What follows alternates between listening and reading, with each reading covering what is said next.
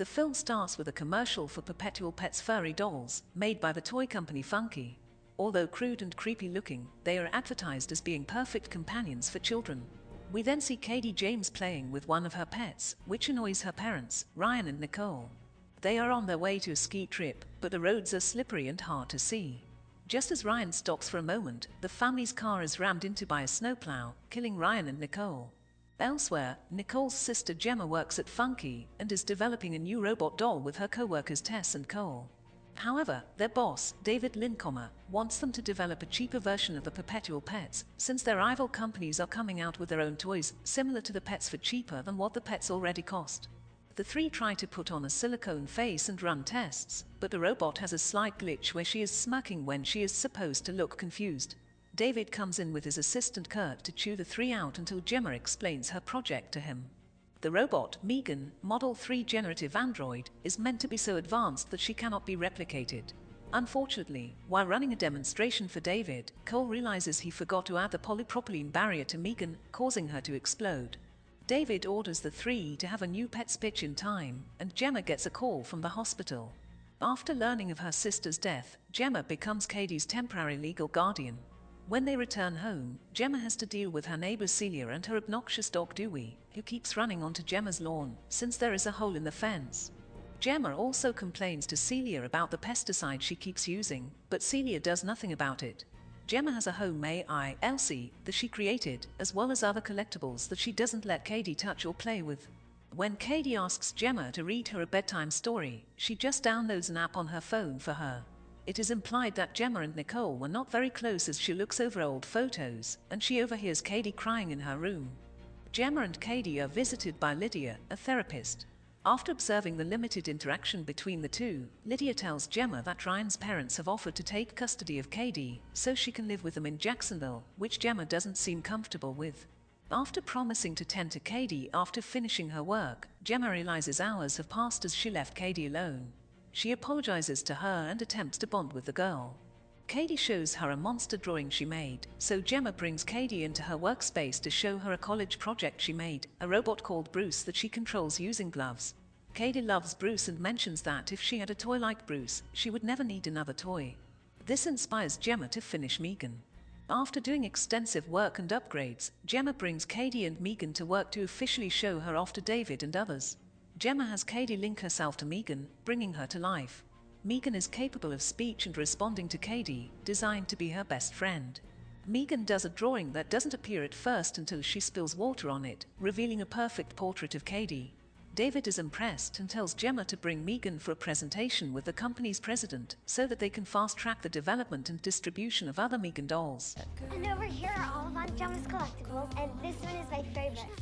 Sculpted from a titanium core, Megan's equipped with an A17 bionic fusion chip and can be fully self-improvement. Whether it's diagnosing children with specific learning, she'll never run out of ways to keep your child occupied. Gemma sits with Tess and Cole, and they discuss that while Megan is highly advanced, Tess feels that having a doll like that will make parents useless. Megan turns on after overhearing Gemma mention the death of Katie's parents.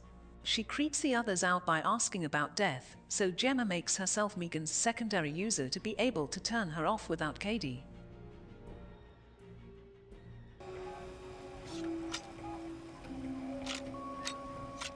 The next day, Katie is outside playing with a toy bow and arrows. One of them ends up on Celia's side of the fence. When Megan goes to retrieve it, Dewey grabs her by the arm and hair. Katie tries to pull her away, and Dewey ends up biting Katie's arm. Gemma gets the police involved, especially since Celia is so callous and doesn't punish Dewey for hurting Katie, but the police are unable to do anything since Celia claims Dewey was provoked. Later that night, Megan mimics Celia's voice to call out to Dewey, before violently pulling him through the hole in the fence.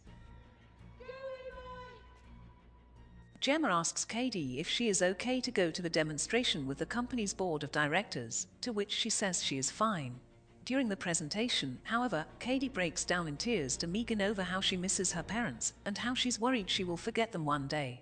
Megan has Katie discuss a memory of her mother that made her laugh, which Megan records so that Katie can hear it again if she wants to think about her mom. Megan then begins to sing a lullaby to Katie, which moves some of the higher-ups in the room to tears. The president is impressed and talks to Gemma and David about getting Megan ready for launch, but tells them to keep her under wraps to avoid leaks. Unbeknownst to them, Kurt, who has been frequently put down by David, is stealing Megan's files for another company. Gemma begins to see that Katie is becoming too dependent on Megan and listens to the doll more than her. During another session with Lydia, Katie begins to tear up, and Megan threateningly accuses Lydia of making Katie cry. Lydia talks to Gemma about how Katie's emotional connection to Megan may be too strong to break. Gemma brings Katie to an outdoor activity session for an alternative school to try and ease her into the idea of attending school and being around other real kids, since Katie's parents had homeschooled her. Katie reluctantly goes but brings Megan despite Gemma saying she couldn't. The school director lets Katie bring Megan to leave on a table with other dolls, and Gemma stays behind as a volunteer. Katie is paired up with an older bully named Brandon for a scavenger hunt. During the activity, Katie grabs a spiky bulb, which Brandon squeezes her palm into to hurt her. Megan then appears, and Brandon grabs her since she doesn't respond to him. Katie yells for Gemma and runs after Megan, which worries Gemma more because it means Megan is at risk for public exposure too early. As Brandon tries to pull Megan's hair, the doll comes to life and attacks him, ripping off his left ear. This is the part where you run. Brandon runs as Megan chases him on all fours, causing him to trip over a loose root and tumble down a hill where he is fatally hit by a truck. Police question Gemma at her house since Celia is accusing her of taking Dewey. She also appears to accuse Megan, thinking she is a real-life friend of Katie's. Katie asks Megan if she pushed Brandon onto the road, which Megan appears to dodge for an answer, but reassures Katie she will protect her from harm. Celia is out on the streets looking for Dewey. She hears noise coming from her garage and is met by Megan spraying her against the wall with a power washer. Megan then fires a nail gun at Celia's hand and traps her there before spraying pesticide in Celia's face to melt it off. After learning about Celia's death from police and being suggested that there was a connection with Brandon's death, Gemma grows suspicious of Megan. She reviews video files from Megan's memory, but only sees a brief clip of her eyeing Brandon looking menacingly at Katie before the files all become corrupted. Megan. Gemma brings Katie to the official launch for Megan, but stops at a session with Lydia first. Katie becomes angry and throws a tantrum because Gemma took Megan away from her, leading to Katie hitting her aunt across the face. Katie apologizes, but Gemma has a heart-to-heart with her about needing to process her grief over her parents without Megan's help, though she promises to be a better guardian to her and says Katie is the only thing that matters to her. Gemma then goes to Tess and Cole and expresses her fears that Megan killed Brandon and Celia. They have Megan hooked up to wires to deprogram her, while Gemma takes Katie home. David is angry at the small turnout for the launch and yells at Kurt to get him a drink.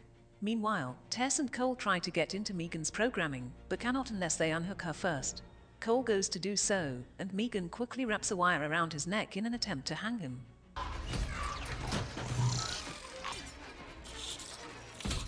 Tess goes to free him, and Megan sets off an explosion that destroys her files.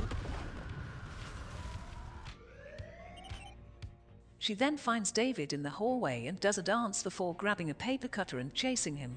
He makes it to the elevator before she impales him in front of Kurt.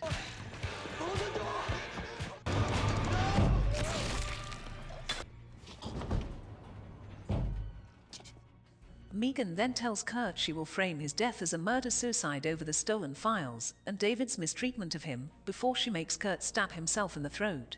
The crowd for the launch finds the bodies, allowing Megan to sneak out of the company and steal a car.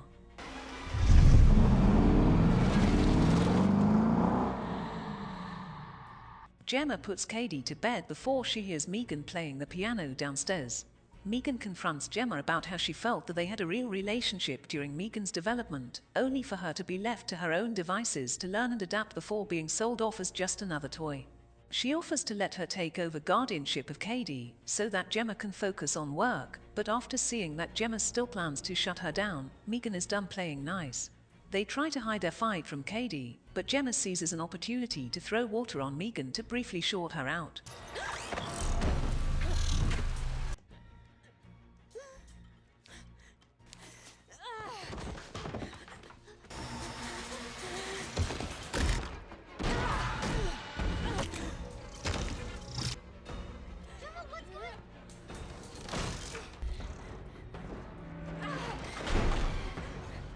Gemma runs into her office, but Megan catches her there and threatens to make Gemma brain dead so that Katie won't live with her grandparents, and Megan will just care for Katie and Gemma together.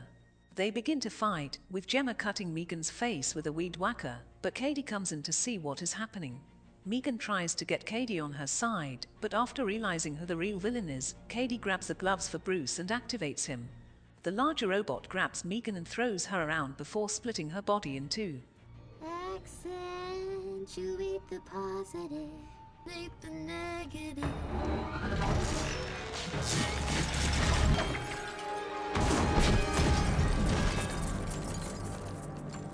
The top half then goes after Katie for feeling betrayed, but Gemma grabs Megan and begins stabbing her face.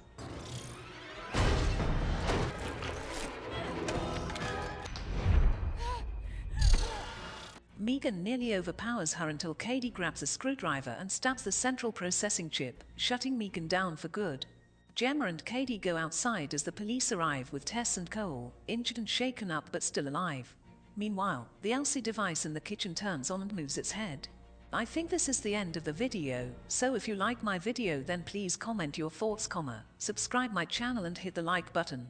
Thank you, take care and stay safe.